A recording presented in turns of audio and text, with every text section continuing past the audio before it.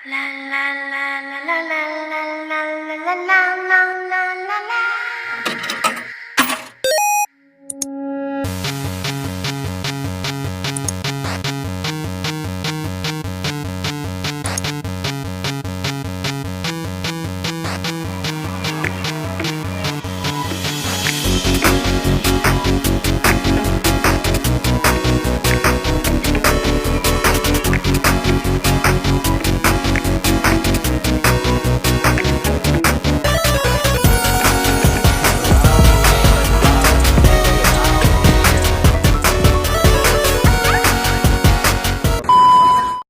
Bahas tentang pengertian pengawasan.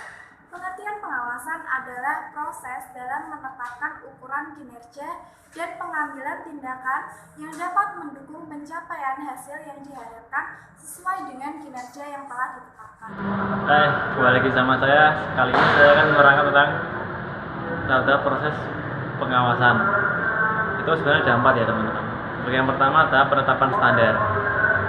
Tujuannya sebagai sasaran kuota dan target pelaksanaan yang digunakan sebagai patokan pengambilan keputusan ya. Untuk yang kedua itu tahap penentuan. Itu pengukuran pelaksanaan kegiatan digunakan sebagai dasar atas pelaksanaan kegiatan yang dilakukan secara tepat. Yang ketiga, tahap perbandingan pelaksanaan dengan standar dan analisa penyimpangan. Itu tuh digunakan untuk mengetahui penyebab terjadinya penyimpangan dan menganalisa mengapa terjadi demikian. Nah, yang keempat, tahap pengambilan tindakan koreksi.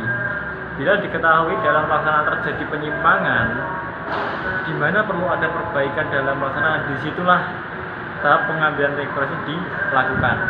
Nah, terus selanjutnya saya akan membahas tentang tipe-tipe pengawasan. Itu ada 3 ya. Yang pertama itu tipe pengawasan pendahuluan. Pengawasan itu dilakukan sebelum pekerjaan dilakukan dengan tujuan menghilangkan penyimpangan pada pekerjaan. Yang kedua, pengawasan pada saat kerja berlangsung. Pengawasan yang terjadi ketika pekerjaan sedang berlangsung, memonitor pekerjaan berlangsung guna memastikan bahwa target tercapai. Yang ketiga, pengawasan feedback. Pengawasan pengukuran hasil suatu kegiatan yang telah dilakukan guna mengukur penyimpangan yang mungkin terjadi. Di sini saya akan menjelaskan tentang tipe-tipe pengawasan. Ada 3 tipe pengawasan. Yang pertama, pengawasan pendahuluan.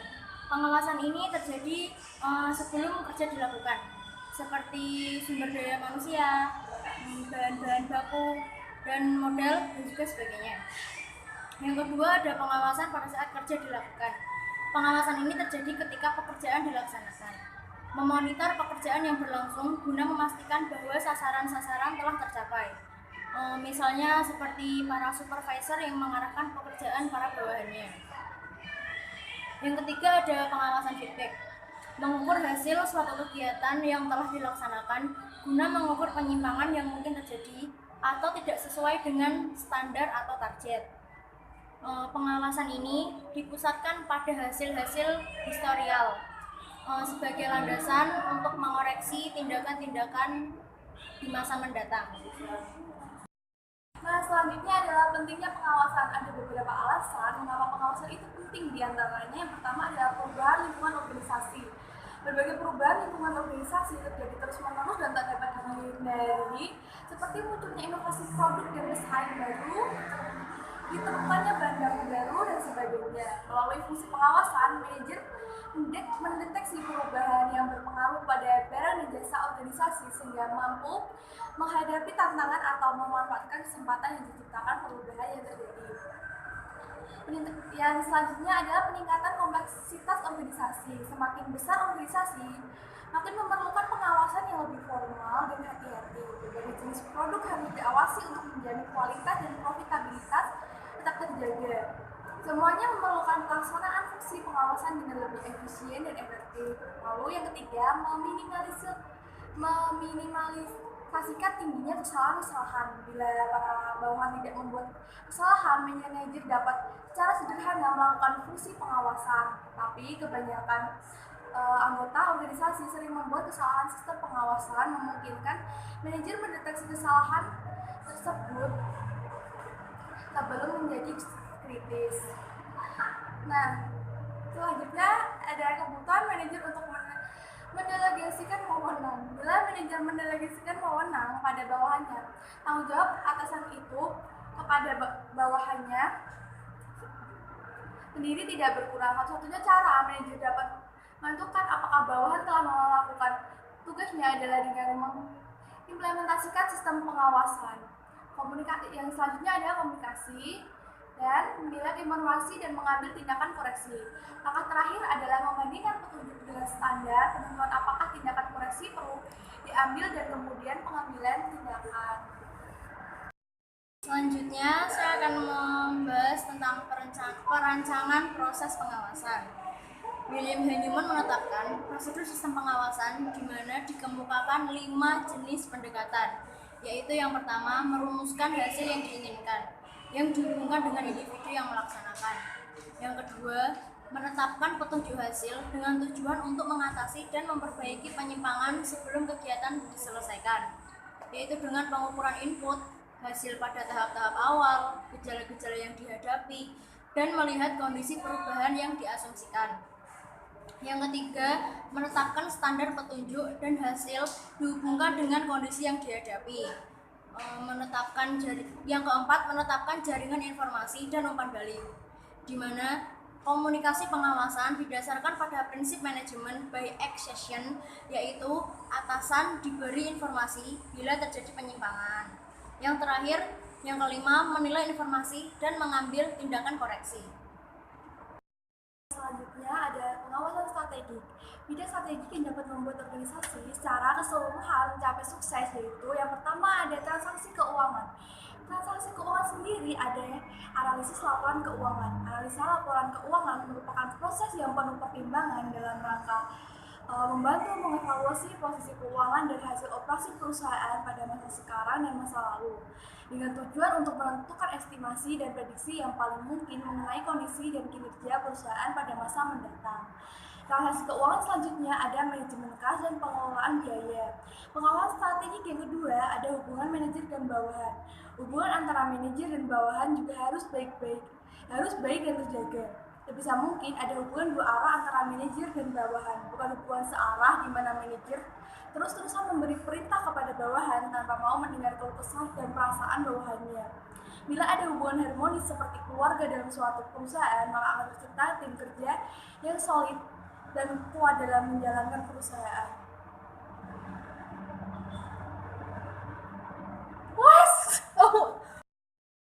Langsung saja ke materi alat bantu pengawasan manajerial.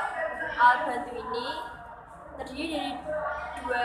Yang pertama MBA atau Management by Exception, yaitu suatu kemampuan dasar yang disediakan oleh sistem informatika yang berbasis komputer, yang memiliki sebagian tanggung jawab dalam pengendalian sistem fisik, maka waktu yang dimiliki manajer dapat digunakan secara efektif.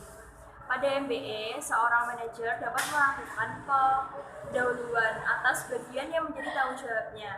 Yang pertama, ada informasi mengenai apa yang telah dan sedang dicapai pada unit kerjanya. Yang kedua, kinerja yang dapat menunjukkan apa yang harus dicapai oleh unit kerjanya. Saya akan membahas tentang manajemen informasi sistem. Manajemen informasi sistem adalah suatu aplikasi sistem informasi yang menyediakan laporan informasi terpadu bagi pihak manajemen. MIS dihasilkan dari beberapa database yang menyimpan data dari banyak sumber, termasuk di dalamnya Transaction Processing System atau TPS. MIS menyajikan informasi yang detail, rangkuman informasi yang terpilih. MIS merupakan salah satu elemen manajemen yang dirasa penting oleh banyak perusahaan. Oke, di sini saya akan menyampaikan karakteristik pengawasan yang efektif. Yang pertama yaitu akurat. Informasi tentang pelaksanaan kegiatan harus akurat. Yang kedua, tepat waktu, karena tepat waktu merupakan kunci sebuah tercapainya tujuan atau kesuksesan. Yang ketiga, objektif. dan menyeluruh. Informasi harus mudah dipahami dan bersifat objektif serta lengkap. Yang keempat, terpusat pada suatu titik. Pengawasan strategik. Sistem pengawasan harus memusatkan perhatian pada bidang-bidang di mana penyimpangan dari standar paling sering terjadi atau yang akan mengakibatkan kerusakan paling fatal. Yang kelima, realistik secara ekonomis. Biaya pelaksanaan sistem pengawasan harus lebih rendah atau paling tidak sama dengan kegunaan yang diperoleh dari sistem tersebut. Yang keenam, realistis secara organisasional. Secara pengawasan harus cocok atau harmonis dengan kekayaan organisasi. Nah, itulah beberapa karakteristik pengawasan yang efektif. Nah, untuk yang sekarang saya akan melanjutkan penjelasan tentang pengawasan kuantitatif dan non kuantitatif. Untuk yang pertama itu yang non ya. Pengawasan non kuantitatif itu pengawasan tidak melibatkan angka-angka dalam pengawasannya dan dapat digunakan untuk mengawasi prestasi organisasi. Adapun tekniknya, pengawasan ini punya beberapa teknik ya, tapi yang sering digunakan itu ada 3. Laporan lisan maupun tertulis. Yang kedua, evaluasi pelaksanaan. Yang ketiga, proses diskusi antar manajer dan bawahan. Nah, yang kedua itu pengawasan kuantitatif. Ini sebaliknya ya. Pengawasan ini melibatkan angka-angka untuk memonitor suatu prestasi dari perusahaan tersebut. Tekniknya pun cukup simpel ya, cuma 2 aja sih, anggaran sama audit barang. Nah, sekiranya gitu saja. Terima kasih.